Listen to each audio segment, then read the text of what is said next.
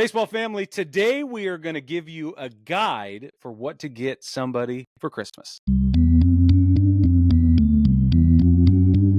Welcome to the Baseball Together podcast with your hosts, Blackjack Brad and Briggy Blue Eyes. And now, Baseball Together. Baseball family, welcome to this week's episode of the Baseball Together podcast. I'm Brig. I got Brad here with me. What's shaking, man? Oh, just got back from vacation and back to normal life. So I love it. Yeah, what about you? How are things? I just realized I'm missing my Santa hat. I need to go put it on, huh? Wrong episode. That's the next one. Right. I will wait. You want to start that over? Yeah. So I just sat here and I was like, should I? Wait a minute. Nope. You're right. That's the next episode. Okay, fine. But it would not have occurred to me, so I'm glad I brought it up because I was like, oh shit. So thanks. Oh, I just said something to you before. You right. I got you. Okay. All right. Five minutes. I'm jumping us in again. Yep. Okay. Baseball family, welcome to this week's episode of the Baseball Together podcast. I'm Brig. I promise I'll get it right this time. And I got Brad here with me. How are you, Brad? I'm doing well. Brig. Got a nice long vacation last week. Back to reality. Things are going as well as you can expect. How are you doing? I'm colder than you. You are. It was 80 plus degrees today here. Oh. That's compared to last week. It was like 35. I played in a turkey bowl on Thanksgiving and it was 20 degrees. And I survived. How dare you? If you can believe it, I survived. I don't actually believe you. Well, I mean, you're here, but that's... I don't have photos, though, so it may not have happened. So we'll see. Yeah, there we go. Oh, man. Baseball family, we hope you had excellent holiday break, however you decided to spend it, in whatever way you decided to celebrate it. We did our Thanksgiving dinner on the weekend. So on actual Thanksgiving Day, we did nothing. And it was fabulous. Yeah. That's the best way. It was really great. We went to a really fancy buffet at a hotel, like in the ballroom and stuff. I was wildly underdressed wearing jeans, like wildly. Really? It was that fancy? It was real fancy. My dad was wearing a blazer and khakis. Yeah, I felt wildly underdressed, but it was really good. I mostly ate desserts because that's what was the best part of the whole thing. But typically what we do on Thanksgiving is we do tacos because we're not big turkey people in our house. Yeah. We call it Dia de los Gracias, and we eat tacos. So. Dia de los Gracias. Yeah. That's fantastic. It's and being where you are, you have access to Excelente tacos. It is Excelente. Indeed. Tacos Excelente, I guess is how you would say that. Yeah, you're right. Well, that's 100%. Wonderful. Baseball family, thanks for hanging in there today with us. We hope you're enjoying your Tuesday morning. A couple of housekeeping items. Today we are talking about what to buy the person in your life who's a baseball fan for Christmas, what kind of gifts you want to get them for the holidays. We are running our 12 days of Christmas giveaways over on Instagram. That's a big deal. We've already had our first winner. We will announce our second winner tomorrow for the day 2, and then we're going to keep going. And the gifts just keep on giving. So we got a banger coming up, a couple of bangers coming up that I am pumped I feel like we started off with a bang, and it's kind of, I don't know, I like them all, obviously, or else I wouldn't be giving them away. But yeah, there are a couple bangers in there, though. I will say that. Boy, that pillbox bat, though, whoa, man. I sat there looking at it, and I was like, dang, I want that. But congratulations to Jace for winning, I guess. They entered and won, Yes. A lot of hard work there. Well done. Yep. Well done. Anyway, next week's episode is going to be Baseball Santa, where Brad and I ask Baseball Santa for things that we would like. And then we have 2 weeks where we will not be having episodes. And then we're going to run some best of for kind of recapping. Actually, Brig, the order is next week. The next 2 weeks there won't be, and then Baseball Santa will be the week of Christmas. Outstanding. Okay, 2 weeks off, then Baseball Santa, then best of stuff, and then we'll get into 2020 recapping 24 and getting into 25. Yep. We are not that many days away from baseball season starting back up. Let me see, days until 115 spring days. training. Oh, 115 until the season starts, according to Baseball Reference today. Okay, cool. As of Tuesday. 115. Spring training starts. Pitchers and catchers report February 12th. So that's just Very not excited. that far away. Okay, loving it. All right. So there's the housekeeping stuff. Is there anything I missed that we wanted to get into? Nope. Let's get into it. That's everything. All right, man. Okay.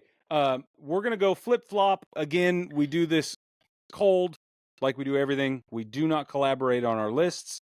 We independently curate what we think would be a great gift for somebody in your life who loves baseball. Mm-hmm. And we have our own systems by which we come up with these lists. Brad's going to go first. Tell us, Brad, what is the first thing on your list to get somebody for baseball? My first thing to get somebody who is a baseball lover or baseball fan in your life, don't have to be a baseball player, just somebody who loves baseball. Brig, you brought it up just a minute ago. I'm going to go with the pillbox bat. Yeah. So actually coming That's up this week, we have a conversation with the owner of the company, Brian Slipka. And I got to talk to him about the pillbox bats, what they are, where they came from a little bit. He invested, I believe he bought the company. And he told me a little bit about it. They're display pieces. Like what they do primarily is not necessarily something you would want to use in a game. You can, because they also make those. They do make bats that you can use in a game, and they're pretty dang sweet. They got some sick designs on them. And so what you can do is you can go to pillboxbats.com and you can shop for custom art bats, and they are outstanding. They do laser etching, and they do such a great job with them. They hand paint them, and they are amazing. And so they come with, you can also buy a stand or like a hook to hook the bat on your wall. And so you can, because they're display pieces, so you can put it up and show it off, and it'll look awesome. They have them in every team. They have special series that they run that will show, like they did was the Cartoon Man? Yeah. Is that the one that we talked to Dan about? We actually got to talk to one of the founders of Pillbox Bats a couple weeks ago. Had a fantastic conversation with them. This is part of what turned me on to this whole thing, because they're amazing. They're outstanding. Had a great conversation with him. He told us a little bit more about it. And I recommend everybody go out and buy one of these for themselves. They are not paying me to say this, by the way, just by having that conversation. Right. This is not a paid promotion. No, it is not. And I would tell you if it was, but they're awesome. They do great work. And we gave one away, thanks to Dan and Pillbox Bats, for our 12 days of Christmas giveaways. And if you didn't win, you can still go buy one. The mini bats are reasonably priced and they're outstanding. They're fantastic looking. I was looking at the Yankees for your favorite ones. player too. Yeah, I was looking at the Yankees ones, and my heart was pitter-pattering. I think I saw 3 unique designs, and I couldn't decide which one I liked best. So I was doing the juggle thing in my mind. I was like, well, okay, but what about that one? And then I was looking at my wall. I was like, yeah, I know right where I'd put it. Yeah. Because it's fine art, and that's fantastic. I love them. Mm-hmm. And now that we've gotten to know the people, it's so hard not to love them even more. Truly. Right. Kindred spirits. And veteran-owned organization. You can't beat that. That's right. Yeah. So, my people. All right. My first one kind of falls along the same lines, but significantly, I would say, more lighthearted. I have stumbled, because I've been on Amazon like crazy for Cyber Monday and Black Friday and getting Christmas gifts set up. I have stumbled on these neon team signs that you can get. Ooh, and they've got them for everybody. And they're about 12 or so, 13 inches square, I guess. Unless they're round or whatever, and they come in all these different styles. But they're super fun, and they're super cool. I was thinking, like, it's got like the bar light feel. So you put it in a man cave, you put it in a window, you use it as your kid's nightlight if you wanted to, which is honestly what I wish I had done, because I would have made better parenting choices back then if I'd have known about these. But they're super cool, and they come in at about $50. Some you can get a little cheaper, especially if they're running a deal kind of like they are now. But for about $50 retail, you can get a neon sign of your favorite team. And I thought I'd even like sit it on the desk, like if you could get some kind of stand for it rather than trying to mount it on the wall. I'm a big stickler for cables that run down walls. Like I don't like that. So if you can't hide the cable in some kind of way, then that's what I thought. A desk stand would be super cool for it. And you can get those. Those are cheap and easy. Everybody's got a desk stand. So that's what I would do. Absolutely. I'd get a neon sign for the baseball fan in your life. That's cool. I like it. And if you got the MKE for Milwaukee, it would look just like the hat. Yeah, exactly. That would be cool. Just look just like their City Connect hat. Okay. My next one that I have, I know this has been all the rage lately, Brig, but I'm going to do it anyway because I think this is an outstanding one. Okay. Baseballism sells the ballpark tumbler, which is one of those metal tumblers, and it's not just have a regular handle, Brig. It's got a cool handle. It's got a baseball bat knob as the handle on it. Oh my! They're tough to come by.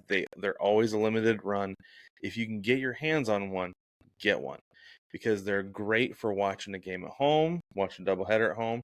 You got a kid playing in a tournament this weekend, bring your tumbler to the ballpark because you can put your drinks in it. It'll stay nice and cool all day long. However, Brig, I will say this: if you cannot get your hands on the Baseballism ballpark tumbler, go and get yourself the Stanley or the Yeti, because it's all the same, really. Hydro Flask, right? Yeah, Hydro Flask, all of them. But like mine is a canvas. I put my stickers on there. Got the nice handle there. It's outstanding. I use this thing all the time. Like Brig, I barely drank water while I was on vacation because mine is filled with soda the entire time. But guess what? There's water and soda, so I was good. But yeah, I love my Stanley mug. If you can get yourself the Baseballism ballpark tumbler, that's awesome because it looks so cool with that bat knob handle. But if you cannot get that, then I don't feel like you're settling with a Yeti, Stanley, or Hydro Flask. Just get one of those metal tumblers, and they'll be set for a weekend tournament, Saturday watching baseball, Sunday watching baseball, or just any night watching their baseball games, whenever. I love that yours is a canvas and you got stickers all over it, and I think that's really cool. I always hesitate to put stickers on my laptop lid.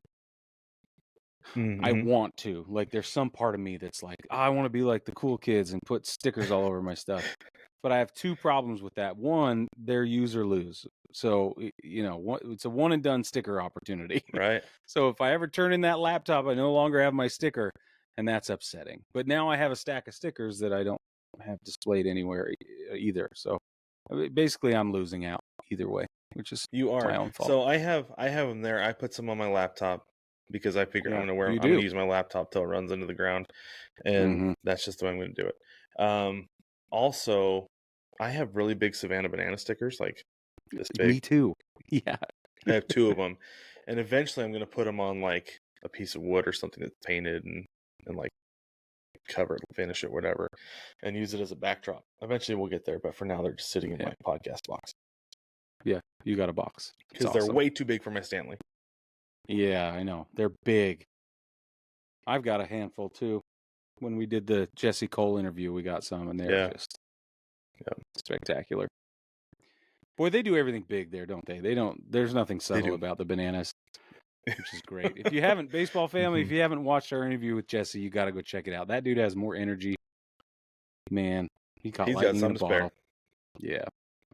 All right, my next one is, I'm going to go back. This is a company I mentioned at least once in the past, maybe twice in the years we've been doing this, because I love them. I can't get enough. And that's Fielder's Choice. Fielder's Choice takes old baseball gloves that are destroyed or on their way to being, shredded or whatever it is. They take them and they rescue them. They salvage the pieces of leather that are usable, and then they put them to use as wallets and billfolds and keychains and all these different things. So I have a Rawlings Heart of the Hide minimalist wallet with a money clip, and it's a leather wraps around. And so it's all leather, but then there's the strap that holds the card in is this Heart of the Hide, old school ball glove palm. And I mean, I just think it's the coolest thing. A buddy of mine gave it to me for my birthday a handful of years ago, and I love it. But the one so they go over there, look at what they've got. They've got something for everybody. They've got different colors of leather, obviously, so they've got different colored products. But I this year was combing through their product catalog and found that they have a toiletry bag. They have DOP kits now. And they've used, because I've never seen them use the laces from a glove until now. And so now that the zipper is wrapped with baseball glove laces. That's around cool. it's cool. And then the handle, the carry handle is also from baseball glove leather. Nice. So it's this, it's not just like, oh, you get a DOP kit with some laces. It's not that. They took it a step further, and they look really well built, and I want one. This is a higher end product. You're going to cost a little more on this one, but it's totally worth it. Like my wallet, dude, I've put it through a meat grinder I'm hard on my stuff, and that thing looks fantastic. It's got a little patina going on, and anyway. I cannot stand behind Fielder's Choice more, and I found their toiletry bag, and I think they're super cool. So if you got somebody that travels, tournament ball, whatever, you got somebody, who travels for work, anything like that, it'd be a great, great gift. Nice. I like that a lot. That's a good one. Anything, I feel like if you get something made out of baseball glove leather, it's going to last forever because that leather is meant to take a beating, right? Oh, yeah. So there's that. Okay, my next one. We talked to a lot of authors this year, Brig. A whole lot of authors. Read some great books.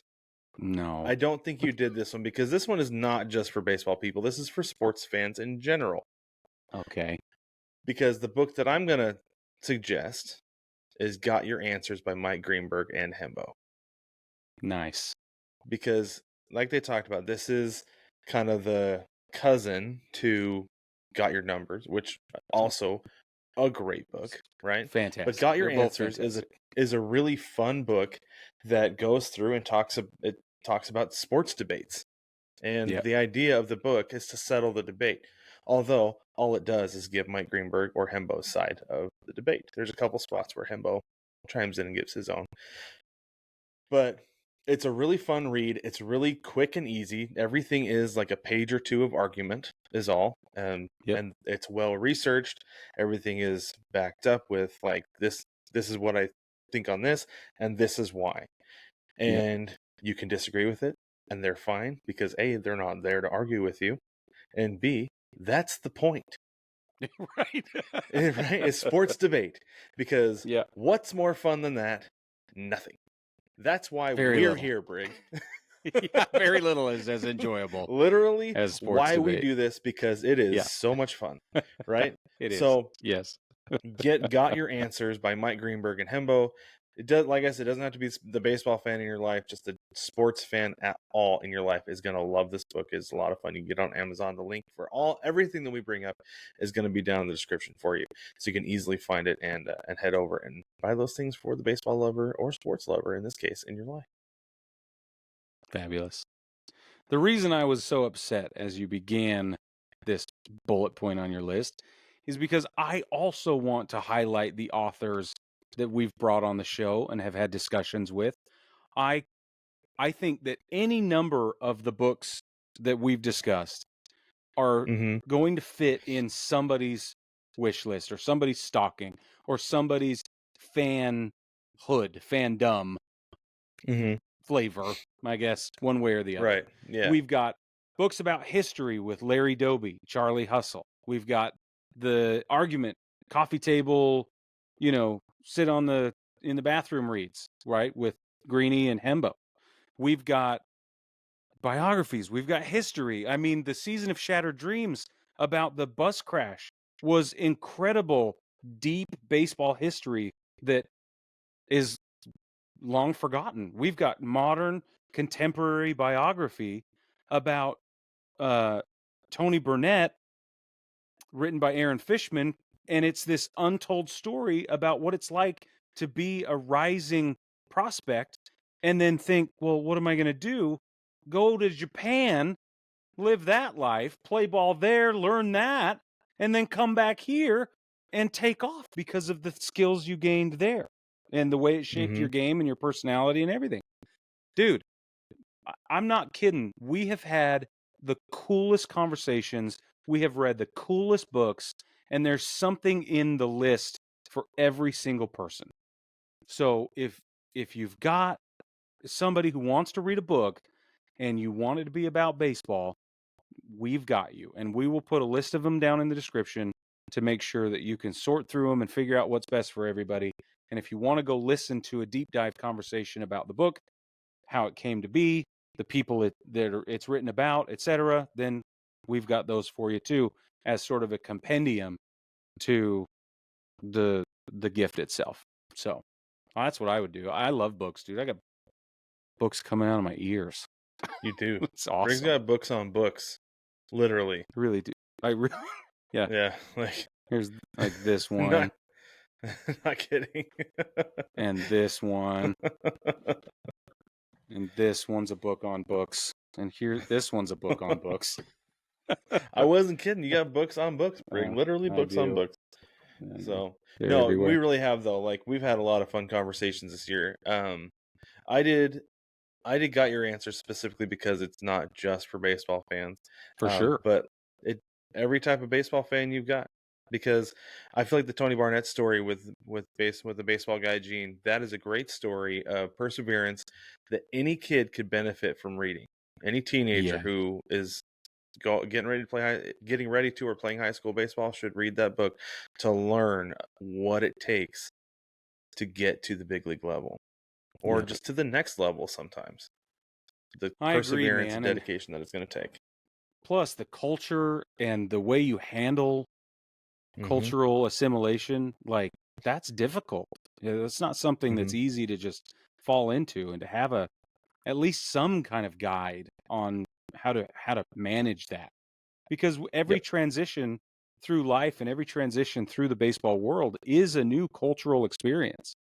You don't have to go to Japan to have a new cultural experience. Every team you're on has its own culture, and you're going to have to settle into that new culture every time you go to a different level of schooling, every time you get a new job, every time, whatever. So anyway, baseball guy Gene, man, I just love that book, man. I can't get enough of it. I talk about it all the time. Awesome. It's awesome. I have it on my nightstand. I look at that every day and just like, man, it's so cool. Such a cool book. Cool. And there's others, there's plenty. And we have more coming up, by the way. We've got a couple that I talked to Vince Wetzel today, and we're excited to bring him on. It's going to be great. Anyway, point is, there's a lot of readers and there's a lot of reading. That's right. Okay. I'm going to stick with the art side of things with this next one. So this is a guy who actually I was introduced to his art and then his Facebook persona. If you're familiar with the snark of Brian D. Oakes, then you may or may not be familiar with his work, because I feel like his snark precedes his work very often on Facebook, because he's a really fun follow. If you have not followed him on Facebook and you like sports, go ahead. He's probably going to offend you at some point by insulting your team. He does it to me regularly as a Mariners fan, by the way, because he lives in Seattle. So there's that. But his art is absolutely fan-freaking-tastic. He does a really great job. What it is he does stadiums, he does sports venues, and he does a really great job of capturing the stadium itself, and then he'll overlay like another part of the stadium. Like with T-Mobile, I love it because it's an aerial shot of the stadium, and then down in the corner you get the home plate entrance where it says T-Mobile Park, and it looks really, really cool. And I don't know if he's still doing it, but I know he used to do custom pieces where you could send, like especially with the hockey arenas, you could send him a photo and he would put the photo that you sent him of you and a loved one or somebody. He would put you on the jumbotron in the stadium. Yep. And so he does some really great work, some really cool custom pieces. I love his style. His style it's unique. It's different than anything I've ever seen before, and I think it's a lot of fun. So go check out Brian D. Oaks. You can buy prints. And he's really great to work with as long as you read his website the way that you're supposed to and see that you ordered a print when you would indeed meant to order a print, or a canvas when you indeed meant to order a canvas. If it's user error, he's going to let you know, and he's going to be snarky about it when you email him. But Exactly. But he is truly grateful for the people who support him and buy his art, because you also see that on his Facebook, and it's great stuff. At the very least, go follow him. You're going to end up buying something of his because you're going to fall in love with his work too. So I happen to know that Brian does coasters. Yes, he does, which I think is fabulous. And he does sports all over the place. He's got football stadiums, he's got hockey arenas, basketball arenas. He's got a few college football stadiums as well. It's really neat what he does, and he is snotty, and I really like that. It's a lot of fun to watch. One of the reasons I know he does and want to highlight the fact that he does coasters, and he still continues to do the superimposed photograph, by the way. He'll do that still. Okay. And the reason I know that is because he was my runner-up, just in case you stole my artist of choice. Yeah. We love art here at Baseball Together, and we love artists. We love supporting them. And my artist of choice for this episode today, and we've interviewed artists, and they're great. Like, they're all awesome. The way they do it is all different. But I just received as a gift my first Lauren Taylor illustration. And nice. Man. Oh her man. Stuff is super cool. Her stuff is so cool. It's absolutely incredible. I don't even know where to begin. She takes the image of the player in whatever motion they're in, whatever expressions on their face. She'll do it on the back. Like, there's one of Jeter, and you see the back shoulder, and then you see the commissioner's trophy behind it with the number 2 beside it. It's fabulous. I'm looking at one right now. It's the Shohei Ohtani World Series. She calls it World Series Ohtani. Shohei Ohtani, Los Angeles Dodgers. It's officially licensed. Everything she does is officially licensed. She will go and meet the players and have them sign editions of them. She gets a photo with them. She does all of her stuff is limited release for the most part, though. And because they're limited release, they go fast. This one I'm talking about right now with Shohei, there are 500 available. You can get them in a 16 by 20 for $160, or you can get an 11 by 14 for $80 right now. And what it shows is Ohtani's yelling, screaming expression, like he's just slid into second base and he's pumping up the dugout. And then within that, there are the hands of all the Dodgers players hoisting the commissioner's trophy from his belt line to his chest, to the undertail of the Dodgers script across the uniform. And then the commissioner's trophy flies up into his shoulder, on his right shoulder, up across his collarbone, and it follows the line of the jersey's collar. Oh man, dude. Like, the way she layers detail and layers meaning into it, and it's like you've got expression, you've got emotion, it tells the whole story.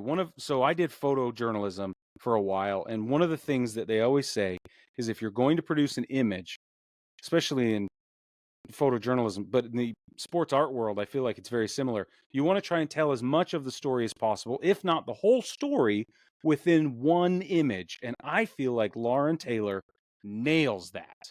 She gets the emotion, it's evocative. She gets the storyline in there. It's all it's just so cool. So the one I received as a gift from Marina is the Lou Gehrig piece that she just did. Yeah.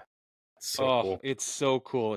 She has a couple of Gehrig's, but the one she's done most recently is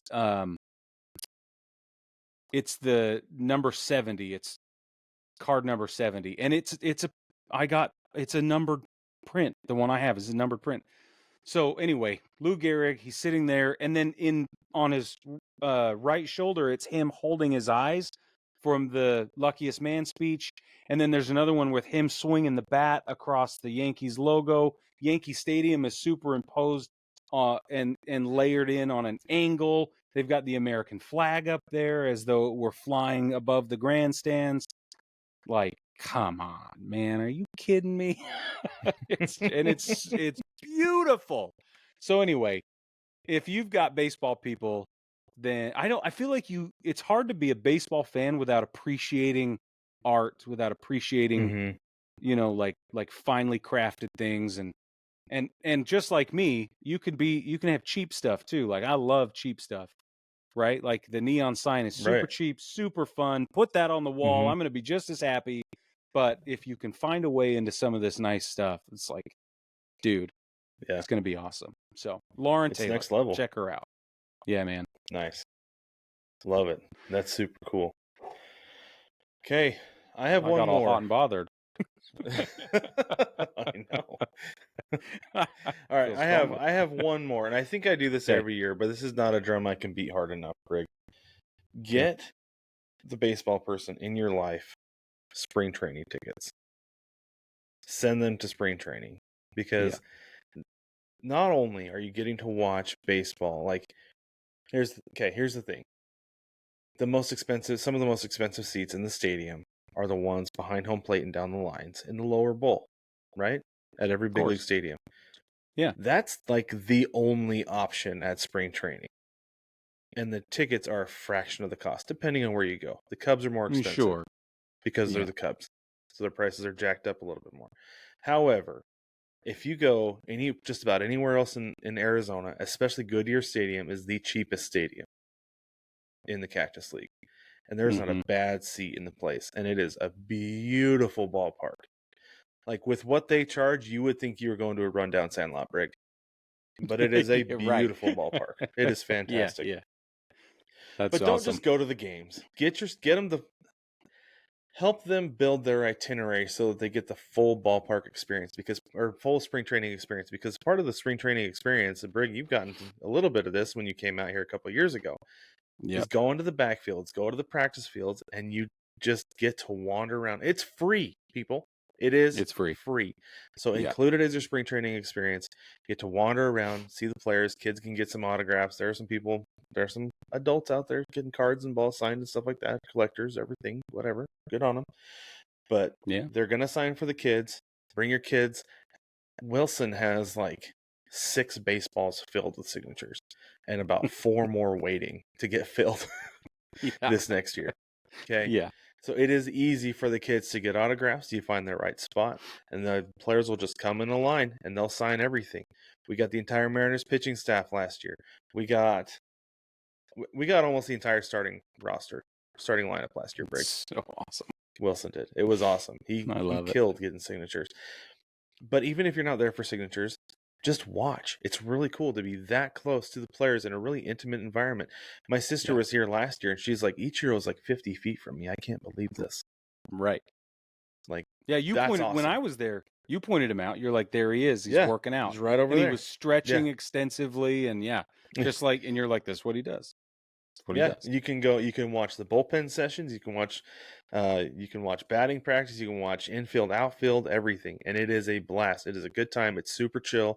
There's a lot of the places have a little bit of covered seating. If you go to the Dodgers, I will warn you, it's like seeing the Beatles. It's pretty locked down, and there's some security and stuff. But we got to watch Yamamoto throw his first live BP last year in spring training. Yeah, which was unreal. Super cool, and we got to do it for free.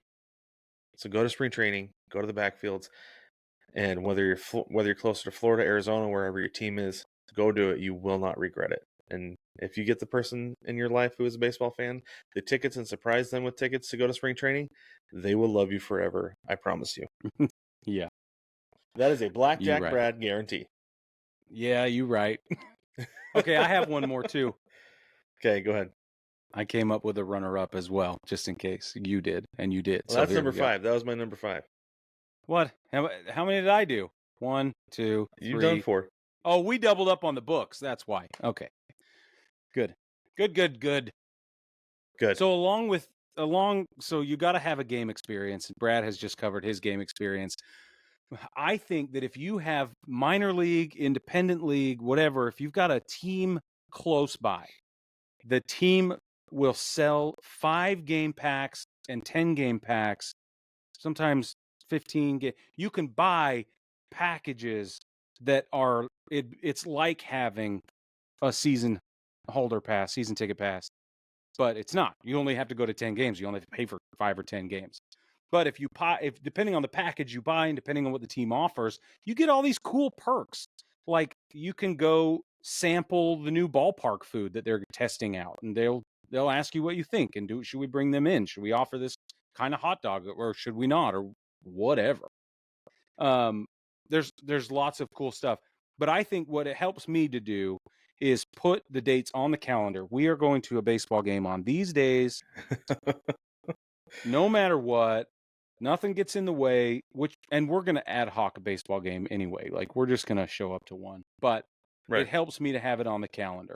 And then if depending on the size of your family, I think it's really cool for bigger families to do 2 tickets. And I know that's a little bit of a hot take, but if you got one parent and one child, think of the bonding, think of the intimate conversations, think of the one-on-one memory building time. So if you can't buy a ticket for everybody in your family, I don't think that's bad.